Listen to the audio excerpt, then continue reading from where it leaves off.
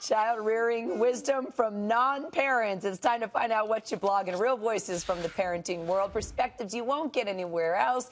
Today we've got Charlie Capon from howtobeadad.com and also Vina Crownholm, former Miss California, now blogger behind From Tiaras to Teething Rings. Hi, guys. All right. So we've got this New York Times op-ed writer. He's not a parent, by the way, but he's having no problem giving parenting advice. He says, stop the endless praise. Don't make empty threats. Don't give your kid a smartphone. Charlie, what do you think of this guy's advice? I don't know. Parenting is not a spectator sport, and getting advice from someone who hasn't been in the trenches is a little tough for me, honestly. Vina, does this guy have any clue? You know, well, I have to say, it's I hard. like his common sense approach, and I would have really loved it pre-motherhood. But now that I'm a mom, you have to, pick your battles. You can't just say, this is how it's going to be, it's going to work out. Otherwise, you're going to have one angry, temper tantrum kid. You're shaking your head, Charlie.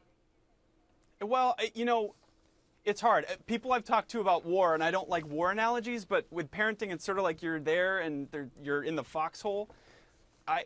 I just can't imagine understanding parenting without having done it. And having nieces and nephews is not the same thing, in my opinion. All right, let's all weigh in on this next topic. It's pretty heavy, okay, but it's an important issue. In the wake of the Steubenville rape conviction, here on Raising America, we are committed to talking about our kids, and that includes consensual sex. There's a White House petition to make consent a mandatory part of sex ed. A teacher at school telling your kid when no means no. It got 30,000 signatures so far. So here's my question. Do you want your kid's school teaching consent? How should it be approached? Vina?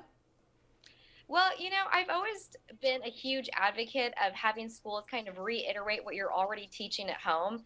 Granted, I have a toddler, so I haven't gotten to that point in my parenting, but I would hope to be the first to talk to my child about sex education and then to have the school back me up in that area. So I think consent is a huge part of sex education, which is, we both have to say yes in order for it to be okay. And teaching our kids that choices are something that both people make. It's not one-sided.